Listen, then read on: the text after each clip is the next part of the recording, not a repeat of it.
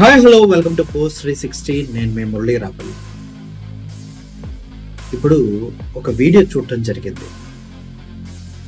కూటమి ప్రభుత్వం ఎలా పరిపాలిస్తుందో, ఎంత దౌర్జన్యంగా ప్రజల మాన ప్రాణాలతో ఆటలాడుతుందో తెలియచేసే వీడియో అది. ఒక భర్త అంబేద్కర్ విగ్రహం ముందు కూర్చొని తన భార్యకు జరిగిన అవమానాన్ని ప్రజల ముందుకు తీసుకొచ్చే ప్రయత్నం చేస్తూ ఉన్నాడు. ఆకలితో చచ్చిపోయినా పర్లేదు, కానీ ఆడవారి జాకెట్లు చించేసి, బట్టలు చించేసి పాడు చేస్తామని బెదిరించి ఈ విధంగా టార్చర్ చేయటం మాత్రం తప్పు. ఒక విధంగా చెప్పాలంటే మనిషిగా బ్రతకలేని సిచ్యువేషన్ ని క్రియేట్ చేస్తూ ఉన్నారు. సొంత భార్యని కళ్ళ ముందే దారుణంగా జాకెట్లు చించేసి, కారం కొట్టేసి, నిన్ను పాడు చేసి చంపేస్తామే ఎల్ అంటూ మాట్లాడారంట.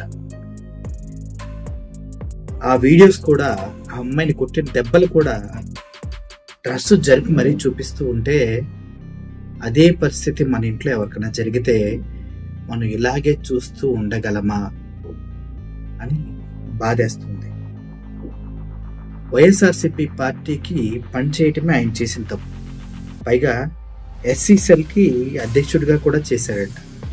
ప్రజాసేవలో గతం కొంతకాలంగా ఉన్నాను, ఎంతో మందికి హెల్ప్ చేశాను, కానీ పార్టీ వెంట తిరుగుతున్నానని నా పైన దాడి చేసి నా భార్యని, మా అమ్మ, మా నాన్నని కూడా కొడుతూ ఉన్నారు, మేము చచ్చిపోవడానికి సిద్ధంగా ఉన్నామంటూ ఆ వ్యక్తి మాట్లాడుతున్న మాటలు వింటుంటే ఉండే తరుక్కుపోతుంది.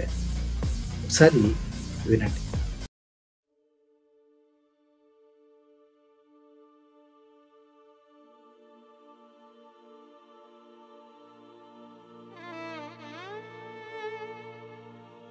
ఈరోజు ఈ చంద్రగిరిలో జరుగుతున్న అన్యాయం, నేను మండల ఎస్సీసీఎల్ అధ్యక్షుడు అజయ్ కుమార్ నా పేరు.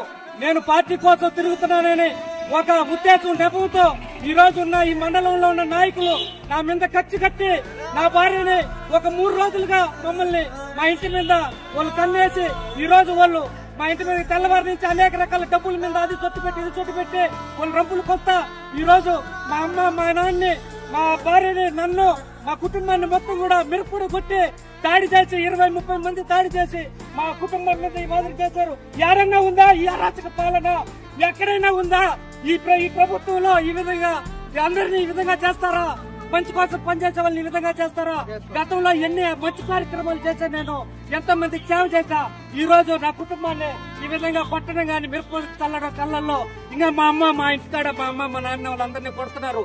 100కి ఫోన్ చేస్తే కూడా పట్టించుకోని ప్రభుత్వం ఇప్పుడు 100కి ఫోన్ చేసినాం, నిన్న రాత్రి ఫోన్ చేసినాం, రాలా. ఈ రోజు వచ్చి మీరు కొట్లాడుకోండి అని చెప్పేసి 100కి ఫోన్ చేస్తే పోలీసు వాళ్ళు రెస్పాండ్ కాకుండా పోయినారనుకుంట. ఈ విధంగా ఉంటే మేము ఎట్ట బతకాలా? ఎన్ని రోజులు మేము భయపడి బతకాలా? చిన్న పెట్టిన కూడా తెచ్చుకోండి నా భార్యను కూడా ఈ రోజు వాళ్ళు గుండె మీద తొక్కి నా కళ్ళ ముందరే వాళ్ళు ఈ రోజు పట్టడం జరిగింది. నిన్ను రేపు చేస్తానే లంచా అని చెప్పేసి వాళ్ళంతా వచ్చి మా భార్యని కట్టడం జరిగింది. ఈ దారుణం చూసారా? ఈ గాయాలు, ఈ గోరులు చూసారా? ఈ రక్త గాయాలు చూసారా? ఏ విధంగా బతకాల మేము? ఈ ప్రభుత్వం మమ్మల్ని చంపేస్తుందా? మీరు అయ్యా చెప్పండి, మేము ఏడైనా పోయి దూకి చచ్చిపోతాం, మేమైనా బాయిలో పడి కాళ్ళు పడి కొట్టుకొని మమ్మల్ని కాపాడాలా అయ్యా? ఈ మమ్మల్ని కాపాడాలా? కాబట్టి ఈ పోలీసు వారికి చేస్తున్నాం. మాకు ఇప్పుడు కూడా న్యాయం జరుగుతుందని చెప్పి మాకైతే లేదు, మాకు అన్యాయమే జరుగుతుంది. మాకు ఎట్టి పరిస్థితుల్లో న్యాయం జరగదు. మా అమ్మ, మా నాయన్ని చంపేస్తున్నా కూడా, ఊర్లో పడుతున్నా కూడా, మా ఇంటి మీదకి 20 మంది దాడి చేస్తున్నా కూడా మమ్మల్ని ఎవరు పట్టించుకోరు. ఈ ప్రభుత్వం ఇప్పుడుగా న్యాయం జరుగుతుంది కదా, మాకైతే న్యాయం మాకైతే లేదు. ప్రాణాలే పోతున్న చంపుతారు మమ్మల్ని. వద్దు పర్వాలే, గుండెలు మేము తొక్కుతా ఉంటాం, గొంతుకిస్తాం. గోరుతో అంతా పిరిపేసినట్టున్నా మిరపొడి కొట్టి విన్నారు కదా? ఆ తల్లి పాపం ఆ డ్రెస్ చూపించడానికి కూడా సిగ్గుపడుతూ ఉంది. ఆ దెబ్బలు చూస్తే మనిషి అన్న వాడికి ఎవడెక్కువైనా కూడా రక్తం మరుగుతూ ఉంది. సొంత భార్య, పిల్లలు, చిన్న పిల్లలు ఉన్నారు. వాడి కళ్ళ ముందే ఇంత దాష్టకానికి దిగజారుతూ ఉన్నారా? ఇంత దరిద్రమైనటువంటి పనులు చేస్తూ ఉన్నారా? మనిషిగా చచ్చిపోయారా? పార్టీలు పార్టీలు పార్టీలు పార్టీలు పేరు పెట్టి ఎవడు వాడు కొట్టుకొని చచ్చిపోతూ ఉన్నారా? ఈరోజు నువ్వు చేసింది రేపొద్దున 100 తిరిగి వస్తుంది. ఆ విషయాన్ని మర్చిపోతూ విచ్చలవిడిగా చిత్తకార్తె కుక్కల్లాగా బిహేవ్ చేస్తున్నారు చాలా మంది. నాకైతే ఇప్పటికి కూడా జరిగిన సిచ్యువేషన్ చూస్తుంటే ఇంత దారుణమైన పరిస్థితుల్లో ఒక కుటుంబాన్ని ఉంచగలిగారా? అటు వైఎస్ఆర్సీపీ పార్టీ వాళ్ళైనా కూడా వాళ్ళని కాపాడుకోవాల్సిన రెస్పాన్సిబిలిటీ ఉంది కదా, కాపాడుకోవాలి కదా. పార్టీలకి తిప్పుకోవటమేనా? వాళ్ళకి ఏదైనా వస్తే అండగా నిలబడాలి కదా అక్కడ గోడలాగా. టీడీపీ వాళ్ళైనా కూడా ఇప్పుడు మనకి జరిగింది, రేపొద్దున ఇంకొకరు జరుగుతుందని తెలియాలి కదా. రేపన్న రోజున జగన్మోహన్ రెడ్డి వస్తే 2.0 రప్ప అని చెప్తున్నారంటే మరి ఇటువంటి ఘటనలను చూసి తెలుసుకుని మనకే మీడియాలో ఉన్న మాకే కొన్ని తెలుస్తున్నాయి. అది అధిష్టానం దాకా ఎన్ని వెళ్తాయి, జగన్మోహన్ రెడ్డి దాకా ఎన్ని వెళ్తాయి? వాళ్ళందరిపైన దృష్టిలో ఉంచుకునే కదా రప్ప అంటుంది. మరి రప్ప మీనింగ్ తెలిసి కూడా విచ్చలవిడితనాన్ని ప్రదర్శిస్తే ఏమవుతుందో ఒకసారి ఆలోచించుకోవాలని. ఏది ఏమైనా ఆడకూతురు మీద చేయటం తప్పు. దట్టు ఆ అమ్మాయిని అలా చిత్రహింసలు కోటి గుర్తులు కూడా ఉన్నాయని చెప్తున్నారు బాడీ పైన. లెక్కలు డబల్ అవుతాయి.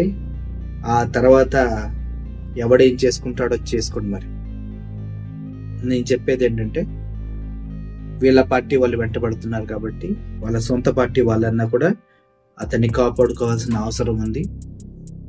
చేత కాకపోతే మూసుకొని ఆ కుటుంబాన్ని చావు కుదిలేయండి. అర్థమైందా? Thank you for watching this video. Murali signing off.